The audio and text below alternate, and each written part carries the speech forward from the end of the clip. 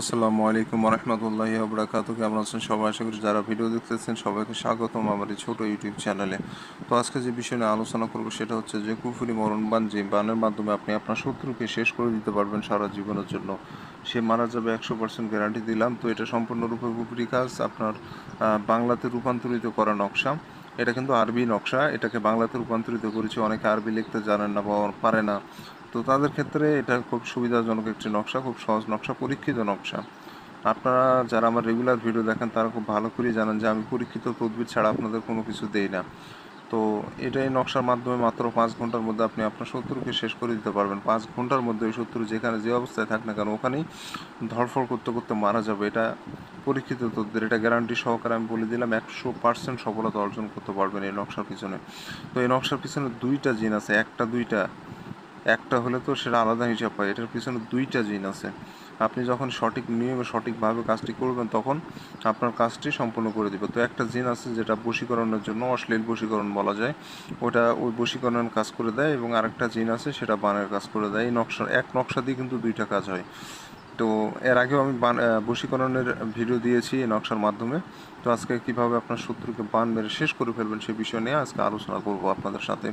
তো অনেকেই আছেন যারা অনেক দুঃখ করেন আমার কাছে যে দেওয়ালে পিঠ থেকে গেছে, শত্রু অত্যাচার আর সহ্য হচ্ছে না, শত্রু অনেক ক্ষমতাশালী, শত্রু অনেক পাওয়ারফুল, শত্রুর সাথে অর্থ ক্ষমতা কোনো দিক দিয়ে আপনি পেরে উঠতেছেন না।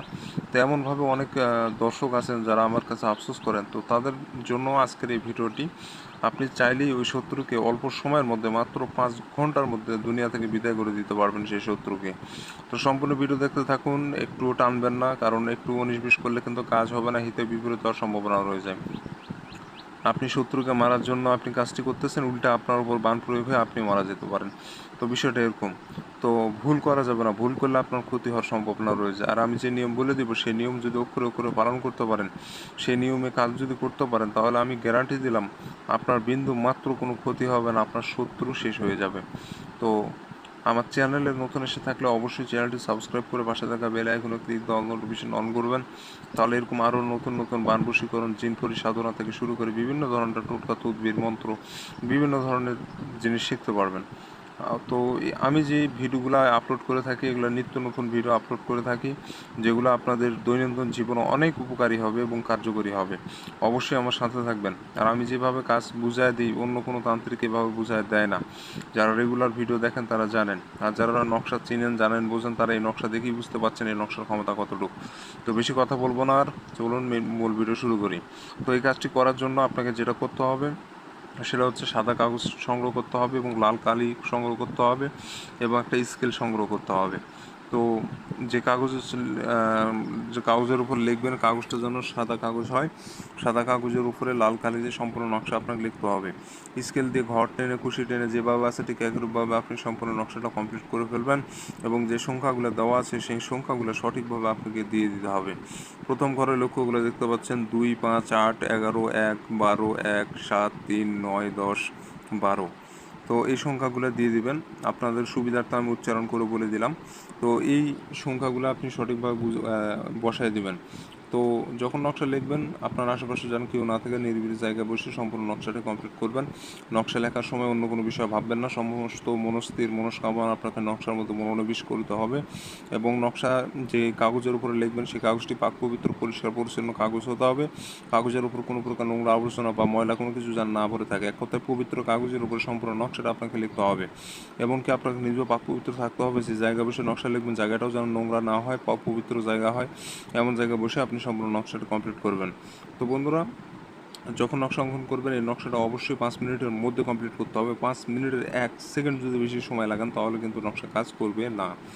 5 মিনিটের 1 সেকেন্ড যদি বেশি সময় লাগান তাহলে কিন্তু নকশা কাজ করবে না। বিষয়গুলো মাথায় রাখবেন, কারণ ভাই এগুলো ছোটোখাটো বিষয়গুলো যখনই আপনি ভুল করতে যাবেন তখন কিন্তু আপনার সমস্যা হয়ে যাবে, তখন কিন্তু আপনার বিশাল আকারের সমস্যা হয়ে যাবে। আর অনেক ব্যক্তি আছেন যারা আমার অনেক নকশা ভুলভালভাবে কাজ করে, ছোটোখাটো নিয়ম ভুল করে কাজ করে, যার কারণে তাদের বিশাল ক্ষতি হয়ে গেছে। এরকম কিন্তু অনেক প্রমাণ আছে আমার কাছে। তো অবশ্যই আপনারা নিজের জীবনের উপর মায়া করে অবশ্যই সঠিক নিয়মে কাজ করার চেষ্টা করবেন ভাই। এগুলা খেলার বসে অবহেলিত করে কারো উপর প্রয়োগ করতে যাবেন না, এতে করে আপনার নিজের ক্ষতি হয়ে যাবে। অথচ যে আদতীয় শত্রু, যে আপনার ক্ষতি করে, যে শত্রু আপনাকে বাঁচতে দিচ্ছে না, ঠিক ঠিক এমন শত্রুকে আপনাকে মারতে হবে। অযথা কোনো ভালো মানুষকে মারতে যাবেন না। ভালো মানুষকে মারতে গেলে আপনার নিজের অনেক বড় ক্ষতি হয়ে যেতে পারে। তো বন্ধুরা, আপনি নকশার নিচে দেখতে পাচ্ছেন ১ নম্বর ২ নম্বর নাম দেওয়া আছে। তো ১ নম্বর নামের জায়গায় শত্রুর নাম দিতে হবে, ২ নম্বর নামের জায়গায় শত্রুর ঠিকানা দিতে হবে। ১ নম্বর নামের জায়গায় শত্রুর নাম দিতে হবে, ২ নম্বর নামের জায়গায় তার ঠিকানা দিতে হবে। তার যদি ঠিকানা না জানা থাকে তাহলে সেক্ষেত্রে ২ নম্বর নামের জায়গায় তার পিতার নাম দিতে হবে। প্রথমে ঠিকানা দিবেন। ঠিকানা যদি না জানেন সেক্ষেত্রে আপনি পিতার নাম দেন, সমস্যা নাই। তবে ঠিকানা যদি জানা থাকে তাহলে অবশ্যই ঠিকানা দেওয়া লাগবে ওখানে ২ নম্বর নামের জায়গায়। তো এইভাবে দিয়ে আপনি সম্পূর্ণ নকশাটা কমপ্লিট করবেন। তো এখানে এভাবে নাম না লিখে আপনি যদি প্রথমে এখানে নাম দেন, তার নিচে আবার ঠিকানা বা পিতার নাম দেন, সেক্ষেত্রেও হবে। আপনি এই সাইডেও লিখতে পারেন, এই সাইডেও লিখতে পারেন, সেটা আপনার ইচ্ছা।